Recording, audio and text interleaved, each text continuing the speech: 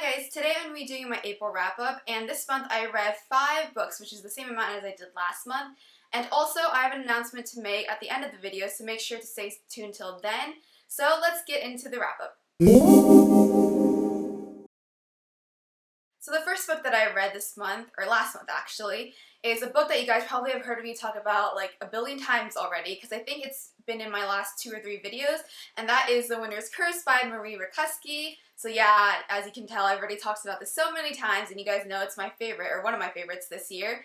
And if you don't know what this is about already, this is about a girl named Kestrel, who is the daughter of a general, and she has 2 choices: to get married or join the military, and both choices she is not interested in at the moment. And in the society where she lives, there are slaves, and one day she comes across a slave auction, and out of curiosity she decides to attend that slave auction, and then she ends up buying a slave. I forgot what his name is. Let me see. Aaron is his name. And so she brings him back, and she starts to develop a relationship with him, and at the same time her father keeps pressuring her, and then there's a lot more complications, and there's a lot of action going on, and she is, I thought the main character, Kestrel, was a pretty good character. Like, she's really strong, and she's very smart as well, and I just enjoyed this book thoroughly, and so I'm excited for the sequel. I don't know when it's coming out, but whenever it's coming out, I'm super excited for it. So, of course, I just definitely recommend everyone to go check it out, because this book is awesome. So I would give it a 4.5 out of 5 stars. Next, I finally got to read Fangirl by Rainbow Rowell. And I read Eleanor Park like last year, like end of last year I think, and I really enjoyed it. But I enjoyed Fangirl way more than Eleanor Park. This is really popular on BookTube, and I finally got around to reading it. And I'm so glad I did, because like I just said, I really enjoyed it. I felt like I could really relate to the main character, Kath, sometimes, you know, and that might be bad, I guess, because she's super awkward and stuff, but I used to be kind of awkward.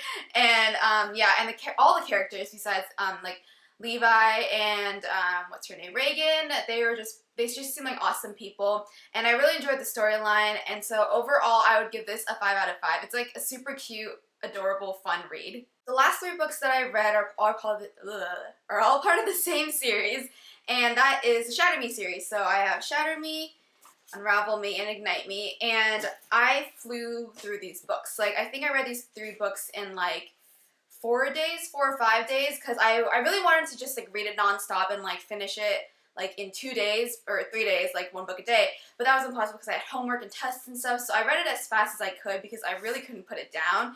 First one, I gave it a 4 out of 5, or 4.5 out of 5 I think, and then the second one I also gave it a 4.5, and then the last one I gave it a 5 out of 5 stars because it was just phenomenal. And I'm so glad I finally got to read this book after like seeing it and hearing about it for so long. When I first started reading this, I didn't get why everyone loved Warner so much, and I was like, what are these people talking about? Like, are they crazy? Do they not see how evil he is?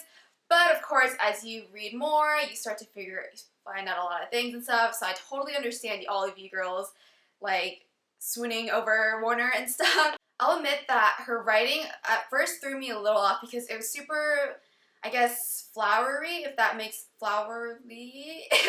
any sense, because it's like very poetic and just like very, I don't know, that, like, yeah, flowery, and I wasn't used to that because I feel like most books I read nowadays, it's just very straightforward language, you know? I feel like in Ignite Me, though, her writing style changed a little bit. I feel like it was less flowery and it just more straightforward, which is what I'm used to. But either way, I liked both ways. And so I thought her writing was just really beautiful overall. Alright, so now it's time for my announcement. Actually, I don't know if you'd call it an announcement, but anyways, I just wanted to talk about SunnyBook. And if you haven't heard about SunnyBook yet, it's a device, it's a solar-powered e-reader, and like the Kindle, it uses e-ink. And what's great about this device is that it comes preloaded with like thousands of titles that can range from like those really international best-selling titles to like titles from local authors or like not as popular titles. I'm not sponsored by SunnyBook, or I'm not getting paid by them to talk about this.